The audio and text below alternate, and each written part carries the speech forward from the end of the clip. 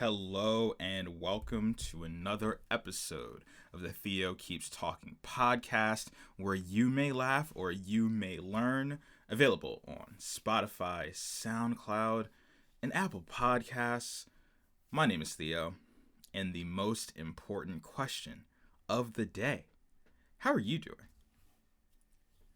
Last week was part 2 of the little work story series that I'm doing on the podcast. I talked about working for a few months at Model Sporting Goods, some fun stories and frustrations about that now bankrupt company. And check that one out when you get a chance. Today's an episode I've been looking forward to for a while now. I'm talking about the last in-person job I had pre-pandemic, my last campus job, my longest tenured part-time job, all that. It was full of memories, so I had to make it its own episode. In some real world news, wow, what a week. It would be hard to say that nobody heard what was going on with the stock market this week, to which I will gladly explain as simply as possible. Here's the background. GameStop is a failing company. The GameStop business model was predicated on in-person sales and trading in of old games, as well as pre-orders and early game releases. The writing was on the wall when the PlayStation 3 and the Xbox 360 came out, where you could download games straight to your console to play. And ever since PC gaming has become more mainstream, combined with the Nintendo Switch, the PS4, and the Xbox One, GameStop has very little room to compete. And really, why stand in line for a hard copy of a game when you can have it download in your house when you just go run errands and stuff? Here's the beginning of the stock story. GameStop upper management decided to restructure and rework their company to be more investor friendly and increase their market cap, which is related to how well their stock is doing. A bunch of hedge funds, which are basically companies who buy a bunch of different stocks, repackage them, and sell them to you, bought the short of GameStop's stock. A short, to explain, is a bet that the stock will go down in price and you make money off of the difference in price. Here's a good example I saw. Let's say you borrow someone's shoes and you tell them, hey, I'll give it back to you in a week. You then see that those same shoes might go on sale next week. You sell their shoes for $100 3 days after you borrow them. Then all of a sudden, hey, you were right. The shoes were only selling for $60 that next week. So you buy those shoes at the discount, then you give them back to your friend. You have now fulfilled your obligation to your friend to give them the shoes back, and you made $40. That strategy is called a short. Now, shorts are really risky because you technically have the risk of unlimited losses because of that. I'll explain. Now, let's say you sold those shoes 3 days after you acquired them at the $100 price. But there wasn't a sale. You thought there would be, but there wasn't a sale on the price of the shoes. And to get the identical pair of shoes, you have to pay $140. You now lost money on selling those shoes, which is called a short squeeze. You have to pay extra money just to fulfill your obligation, because now you have a situation where you lose money because you don't have the shoes, you promised to give them back, and now you have to pay even more money just to get the shoes back. Now, back to the unlimited loss thing. In this example, you lose money if those shoes are any price above $100 because you sold them for $100, and if you're paying anything more than $100.01, you're losing money. So if the shoes were $200 or $300 when you tried to buy them back, you just keep losing money. That is what a bunch of people on Reddit and Discord figured out with GameStop over the past week.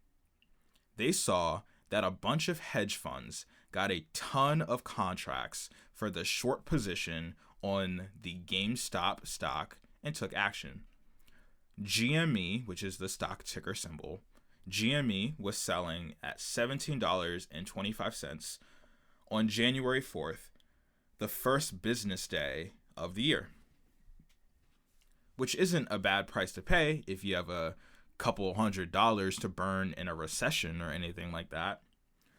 The Wall Street Bets subreddit mobilized a bunch of people to buy the stock, which would raise the price. And since the hedge funds in a short sell position basically have unlimited loss potential, they had to sell. This is literally what the phrase cutting your losses means.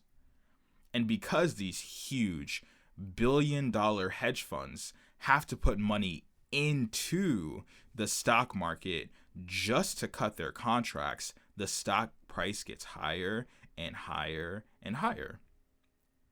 So GME was at $17.25 on January 4th. Then on January 11th, a week later, $19.94. Then on January 14th, $39.91. Then $43 on the 21st. And then $65 the next day. Then $77 this Monday. Then $147 on Tuesday. And hit $347 on Wednesday. It was madness. It was literally just normal people playing the system. It was crazy. Just based off of their research, they just mobilized and saw an opportunity and decided to take it.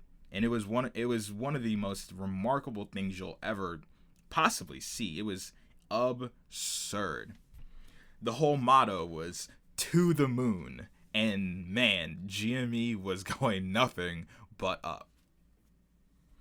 But that's where the fun ends, because what is perceived to be one of the biggest acts of class warfare you could ever imagine, Robinhood, whose name, Robinhood, decided to stop listing and allowing purchases of more GameStop shares.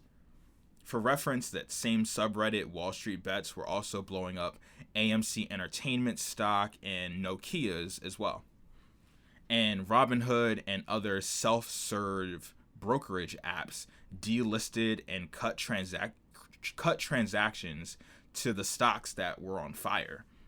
The main speculation was that the suits on Wall Street put #TheCall in to stop the wealthy dudes from losing their ability to pay for their 7th vacation home's yacht, and the discourse about it was just so gross and elitist, like the suits and analysts on MSNBC were all like, how can we allow these rogue, jobless losers who play video games all day destroy the wonderful stock market that we've upheld this entire time? Like, shut up. All right, life is supposed to move as normal when Wall Street gets bailed out by the trillions and trillions of dollars for the 7th time in my lifetime. Hedge funds and giant corporations profit off of the losses of the individual on a routine basis.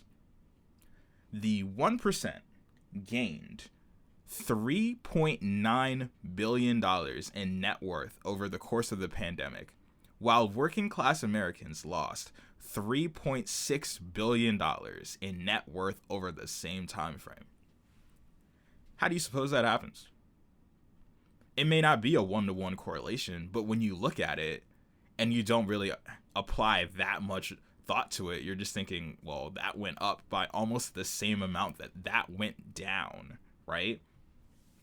People getting evicted and have nowhere to live. COVID rates in California going literally insane, but the malls are still open. And oh, by the way, the new administration has not even come close to pushing those 2K checks out. It seems like they were gonna rein it into $1,400. I'm like, what the promises? You know, people are mad. You know what I mean? People have been mad for a very long time, and this was one of the most organic organizational attempts to reclaim individual disposable income, and then it got shut down. So people are mad. They are big mad. And, you know, capitalism only works for you if you have capital, and that capital does not jeopardize the mass accumulation of wealth of the 1%. And people find it patently absurd, and it showed itself this week. In other stock-related news, the meme cryptocurrency, Dogecoin, Dogecoin was to the moon last night. It's not doing too hot today, but, you know, everyone's saying to hold anyway. But, oh my goodness, last night was a ride. Last night, it hit almost 8 cents. No, it did hit 8 cents last night per coin. It was, oh, what a time. You just had to be there, you know? What a time it was. But, hey, Doge, to the moon. So, for the recommendation section that we now finally get into the podcast, got a few songs I've been spinning. And when I mean spinning, I mean nonstop. First one is Reckless by Aaron Ray. I think I've mentioned that one a good amount of times. Emotionally Scarred by Lil Baby. Could Have Been by Her, featuring Bryson Tiller. And my new favorite song by a whole mile. I literally cannot stop listening to it. High School Reunion, Prom by St. John featuring Lil Uzi Vert. Oh my goodness. Guys, my coworker put me onto this song last week, and it just couldn't have been, it's just so good. I listened to St. John for the first time in like 2018 when Collection 1 came out. And I mean, I liked what I heard, but I haven't really kept up until, you know, recently. I saw Roses was popping off on TikTok, and then it got a remix. But I didn't listen to his most recent album in, like, I think it came out October 2020, which this song is on. So High School Reunion by itself was a song on his second project in 2019. Then Lil Uzi hopped on the remix for 2020, and my gracious, what a track. To the Moon indeed. What a lifestyle. That song leads me to live in the comfort of my basement.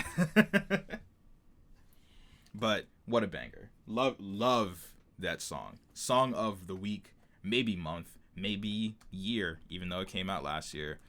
Shout out my Spotify Wrapped in my Apple replay for 2021, because that song already has a really good lead. So, now that the longest lead up to the actual podcast is over, let's get into it. Last and final college job, the last in-person job I've had, kind of, I'll explain that later, came 3 years after the last one. I didn't have an on-campus job from spring 2016 to spring 2019 because I really just focused on my academics, and I was only in Philadelphia for 6-month stretches in between my internships back home, so I really didn't need to have a job. Until it was spring 2019, And I knew I was going to be going to school for 15 months straight, starting in March of that year. And your boy is expensive. You can only save so much from previous internships to have no income for an extended period of time and have, rent, car payments, car insurance, groceries, gas, and miscellaneous extracurricular activity expenses. So around May 2019, I started looking for a job. I went up to the accounting floor one fateful day, and the department coordinator asked me, "Hey, Theo, are you looking for a job?" To which I said, "Yeah, I just started looking for a job like yesterday." And it was smooth sailing from there. Walnut Street Cafe on 30th, and Walnut was looking for an accounting intern, and I said, why not? And by early June, I was hired. Let me break down the business structure. So this company, I'll call it Walnut Hospitality Group, had 3 restaurants. One was Walnut Street Cafe, full service restaurant at the bottom of the FMC building in Philadelphia, higher price point, higher quality food. Then there was the Post, which is / was a sports bar right underneath of Evo, right next to the old Nelson. Had arcade games in there, typical sports bar stuff. Then there was Sunset Social, a rooftop bar on top of Sierra Green, had cocktail drinks and low price point food. Basically the idea, catch a vibe, enjoy the view, get some food, get some drinks, enjoy yourself. I was hired to do payroll for all 3 restaurants at 20 hours a week. Throughout the entire time of me working there, they were super flexible with my class schedule from term to term, but I usually worked Monday, Wednesday, and Friday, with some variations depending on the term and finals week and stuff like that. Usually Monday, Wednesday, Friday. So the management team for all 3 restaurants wasn't too big, really. And since Sunset and the Post opened in late 2018 and early 2019, I believe, they were expanding operations, and their accounting department really was just one person. So he brought me in underneath to work with him, and off to work I was. Doing payroll was the priority every week because the way the restaurant and bar employees get paid is significantly more complex than a normal part-time job. If you don't know, most restaurants and bars are split between front of house, back of house, and management. Management's really straightforward, probably salaried or fixed hourly, something like that. Nothing crazy. Back of house, also pretty straightforward. Got line cooks, sanitation workers, pastry chefs, etc. Usually hourly, above minimum wage, pretty simple. Front of house was where it got complex. For bars, front of house is servers, bartenders, and head bartenders, to which bartenders and servers are paid below minimum wage and paid primarily with tips. And when I mean below minimum wage, I mean like $3 an hour. Like less than $3 an hour. So they needed tips to make a living wage. For full service restaurants, back of house was the same. Front of house was a little different. It was their servers, service leaders, hosts, baristas for breakfast, and bartenders for lunch and dinner. Hosts and service leaders were paid above minimum wage but weren't getting tips, and everyone else front of house was like $3. Sunset Social was a little different. It was technically a rooftop bar, but they had drafts on tap, certain beer cans, certain bottles, certain seltzers, and predetermined cocktails. And they had line cooks and cashiers, and that was really about it. Sunset was really, really simple. But the initial hill to climb with my job was that payroll had to be done by Tuesday at by Tuesday at 5 p.m. every week, because everyone was paid weekly. And I had to do everyone that was at all three restaurants and break out their tips properly, which took 8 or 9 hours to do on Monday when I started. By the time Wednesday came and I went back in, payroll was done, and then I was doing invoices, so basically just scanning them, organizing, all that stuff. When I was done, I would do bank reconciliations, or bank recs for short, and basically that meant I counted the cash transactions for every single day and all three restaurants from the past week. So 21 days combined worth of cash, which sometimes wasn't that much, and sometimes it was over like $6,000 in straight cash. Oh man, and like a lot of cash, you know. And just as a side note, you know what a real flex is? Having $10 bills. I swear, they might be the rarest bill out there. Like there were several weeks where I counted more 50s on their own and hundreds on their own than 10s. And people were spending bank at these places, and nope, no 10s. All 20s, 50s, 100s, and some 1s, but you know what I mean. There's no 10s. It's really weird. Same thing I noticed when I was working at Panera. Never had 10s. Never had 10s. But back to the real story. Usually, Fridays, in terms of my job, were really chill because payroll was in, cash was already counted. Eventually I got really, really efficient at doing payroll. What do I mean? I mean that eventually I was done payroll and cash at 3 p.m. on Monday. So 6 hours into work, I'd be done 80% of my initial workload. I was just flying. Like AirPods in, world out. I was flying through some of these like tasks and stuff. So eventually they had me do new tasks. Oh, and I forgot to mention this. My office was actually in the bottom of Walnut Street Cafe.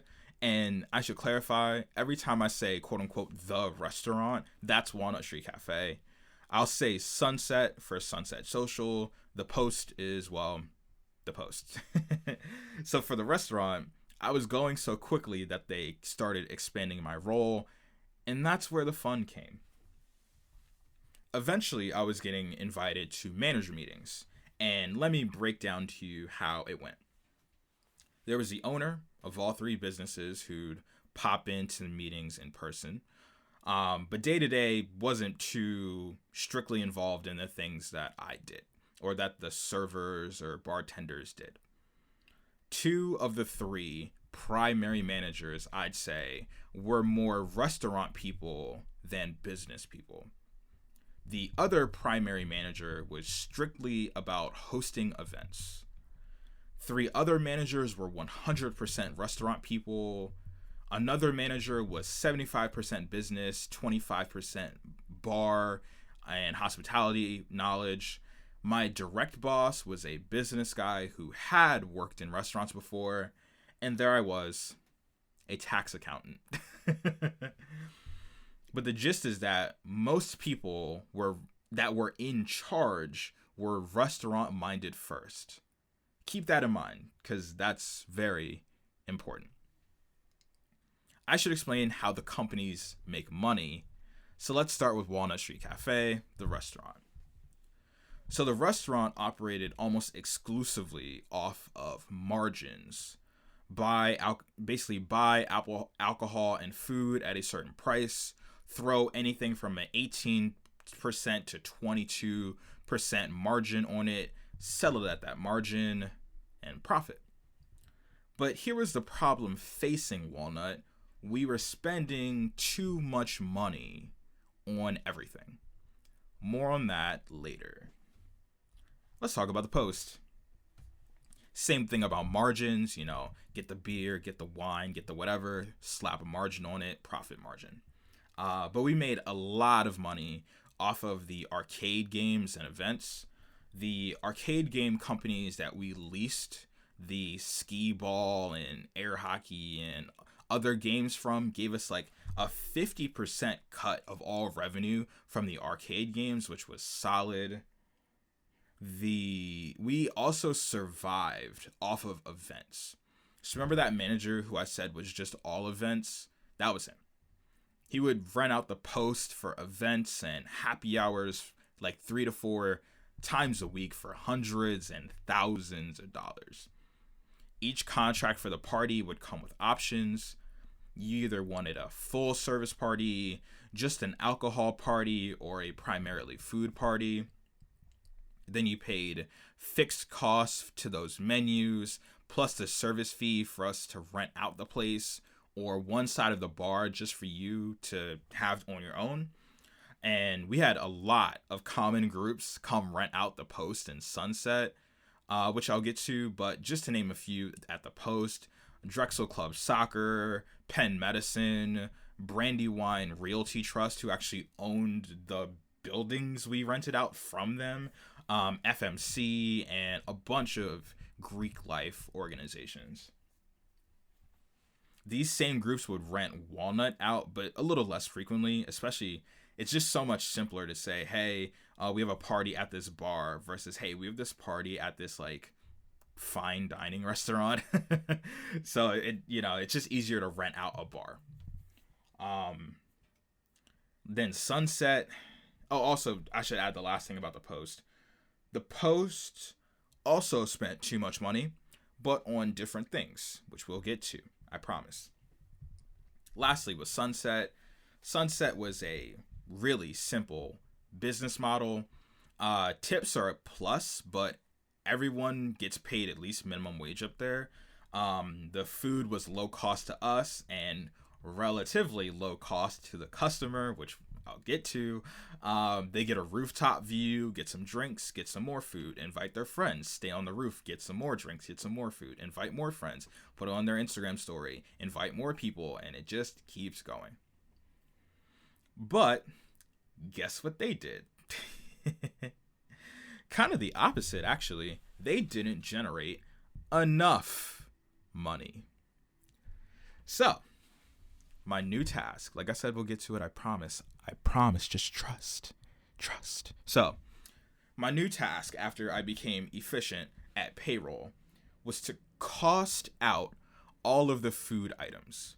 Now, what this means to cost out the food items is to measure how much per serving goes into a food item.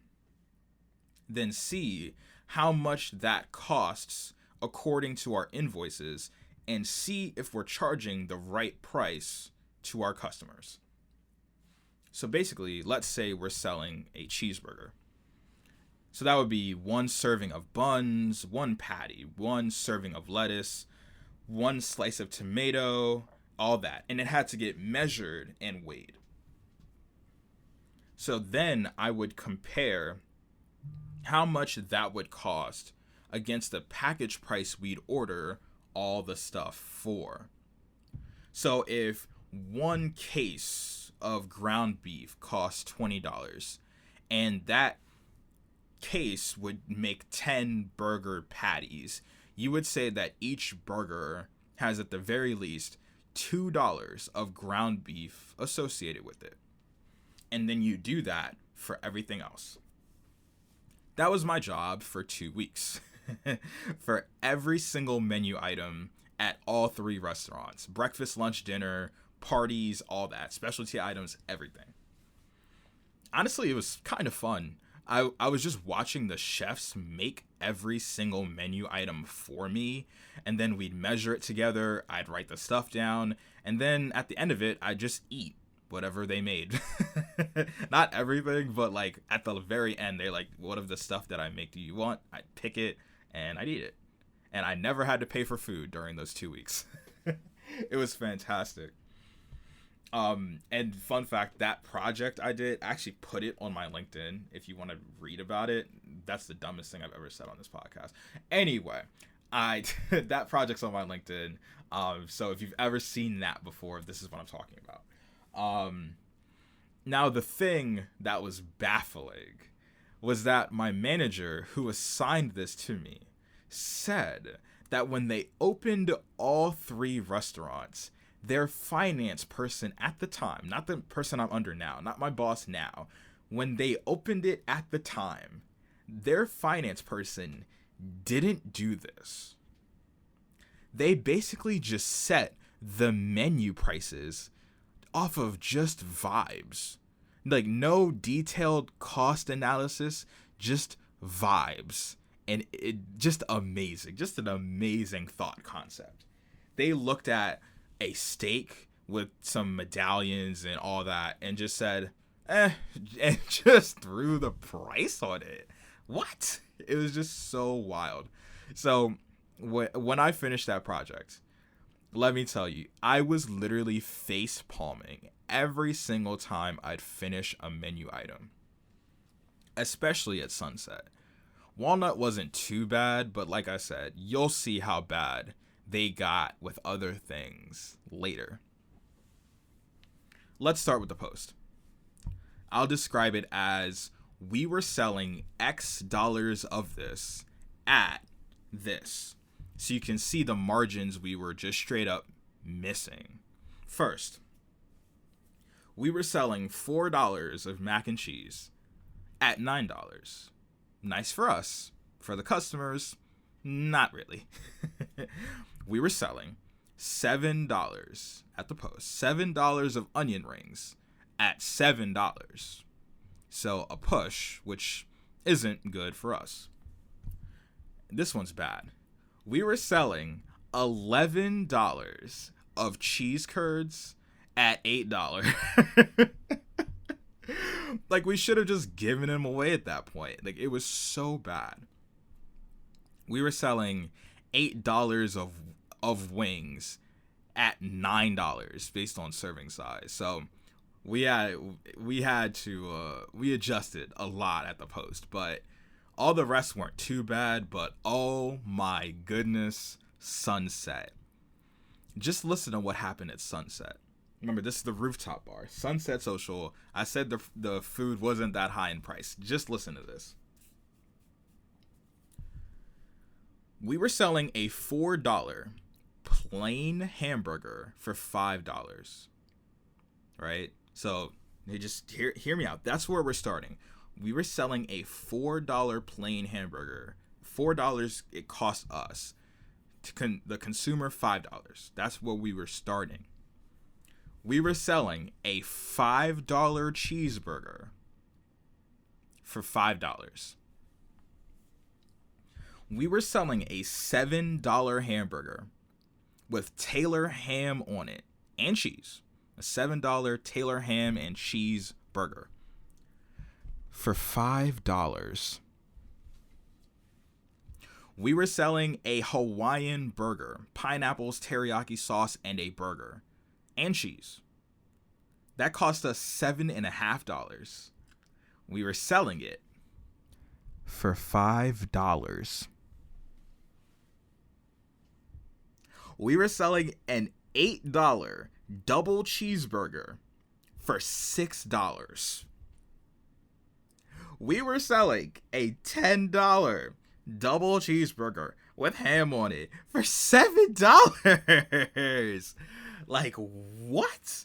Like, it was so frustrating. I'm like, did you all not see the problem here? How do you figure that you can add more to a hamburger? Literally add more things to the product you're selling and keep the price the same and see positive returns from that. Like, what? It was just so baffling. Like, oh my goodness. Oh my goodness. Safe to say, when I finished this report, we changed our prices and serving sizes expeditiously. So my next tasks, along with my accounting manager, was to build out a budget. And I know it sounds crazy that a business entity that operates 3 restaurants didn't have a centralized budget before I showed up. But like I said, these people were restaurant focused. They were spending off of pure vibes. That took a few weeks to integrate in with my normal tasks, but it worked really well. And then we noticed some glaring problems. We had this software that would overall show whether sales were up or down, but there wasn't much reporting prior to us making this budget on how this individual spending just crushed us sometimes. For my non-finance and accounting homies, please just bear with me as I explain this.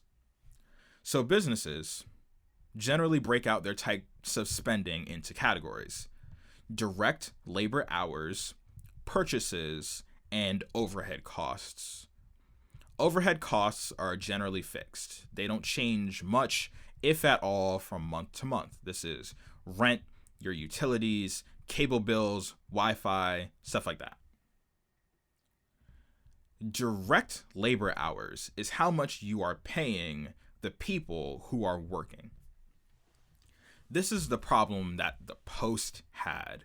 They had really good sales, but they had too many people working each shift, or had too many people working too long each shift to stay afloat against their fixed costs and their sales revenue. Purchases was where Walnut was going down. And I mean, it was bad. Some of the managers were just buying new wines because they wanted to try them, just buying new things for aesthetic purposes for the restaurant, just buying new ingredients for vibes, but nothing, and I mean nothing, was worse than what I am about to tell you. Oh my goodness. Walnut Street Cafe had special monogrammed pens, okay? Pens. And we were running low on said fancy pens. Now me, with even more free time since the budget was done, had to approve purchase requests like against the budget. So someone would send me something, it would be this price for this category of item, and I would look at the budget to see if we had the room for it and then go from there. So one of the managers put in a purchase request for 1,000 of the customized pens with our logo on it, right? You would never guess how much they cost. Just take a little brief moment. Think of how much that could cost. $819. Yep.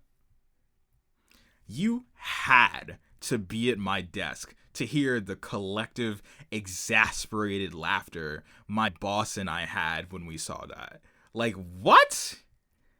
Almost $1,000 a stack on pens. It was so unbelievable. So of course we rejected it. We looked up one of our suppliers and said, hey, we can get 1,000 Bic pens for $80. And the other managers weren't having it. And it got really testy. Like, this is why I said that stylistic difference between the managers really mattered. That managers meeting, after the time this whole pens thing came up, had a lot of friction.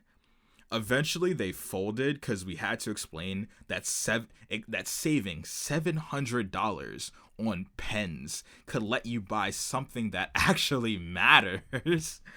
Like, people see nice pens at restaurants and literally take them. So we can spend that on literally anything else. It was just so funny.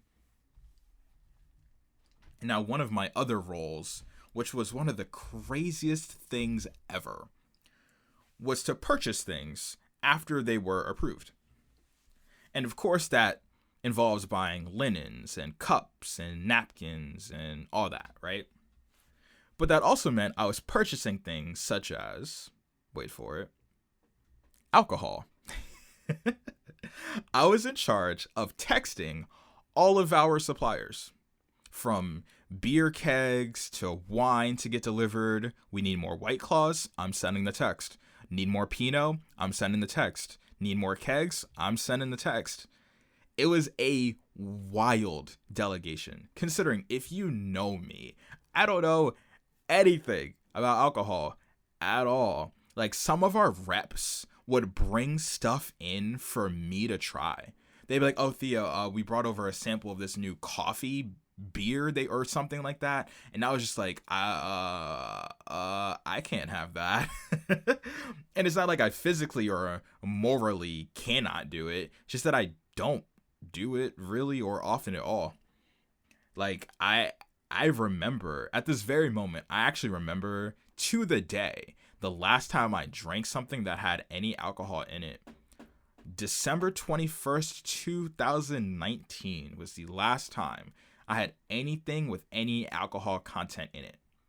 To give you some scale, I graduated college on June 10th, 2020. Still nothing. You know what I mean? And it's just so rare for me to do so. And it just doesn't happen often. And here I am in charge of the logistics of the alcohol for all 3 restaurants. And it was funny. It was just very funny. There were some moments where I was like, am I allowed to have this much influence at a company? Yes, I understand that my resume and work experience says that I have over a year and a half of accounting experience, but I also don't have a college degree yet. So it was funny, especially the amount of leeway I had with what happened at Sunset, you know? Like, all of the prices of the food were determined by me. All of the equipment, disposables, and alcohol was ordered by me. All of the billing for the events was invoiced by me. Everyone who got paid up there was determined by me. So it was fun. Like, it was fun having that kind of like, oh, you have the power, you know? Here's some fun stories about my almost year of working there. I worked there from June to March of 2020. I met the entire Philadelphia Fusion Overwatch team at work one day. I met Roy Hibbert walking to work one day. Being 7 feet tall just seems like a wild life experience when you're just doing normal people stuff. Netflix rented out Walnut Street Cafe for an entire morning / afternoon to shoot a scene of Queer Eye, which was pretty cool. I hadn't and still haven't watched a single episode yet, so I don't know if the scene of them at Walnut made it into the final cut of the show, but I did get to see the entire cast, which was pretty cool. The movie 21 Bridges has a scene in our restaurant.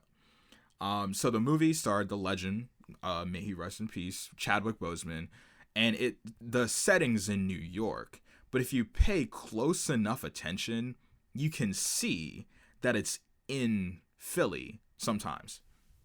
So there's this scene where a guy is walking into a hotel to meet someone, I believe, and the hotel lobby is all black.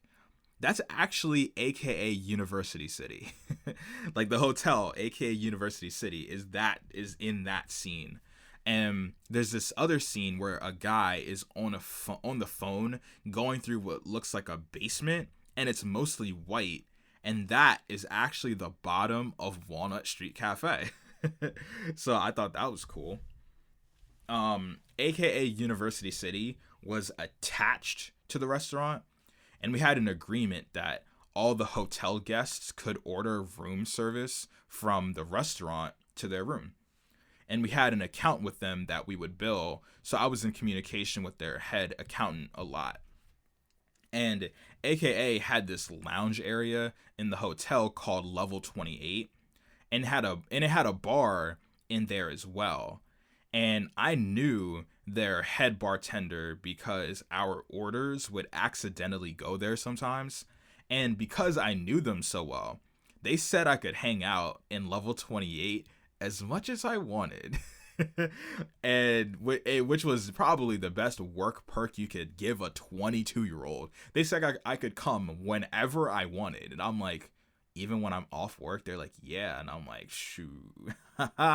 Just look it up.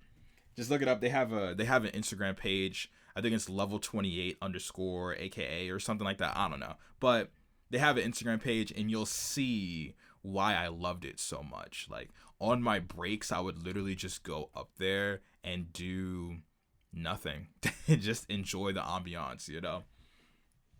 But I think that sums up all of the fun stories related to that work experience.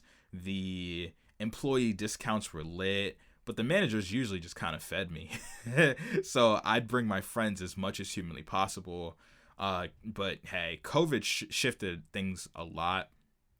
Eventually, I stopped working there because a lot of what I needed to do involved us, being open, and, that was that. Stopped working there after graduation. I did a little remote work in like June or something like that, but I didn't really, we just kind of agreed to stop working, and I really don't keep up much with what's going on anymore, but you know what? It's all good. But I want to say thank you for tuning in. I have one more of these, one more set of work stories that'll be coming out relatively soon.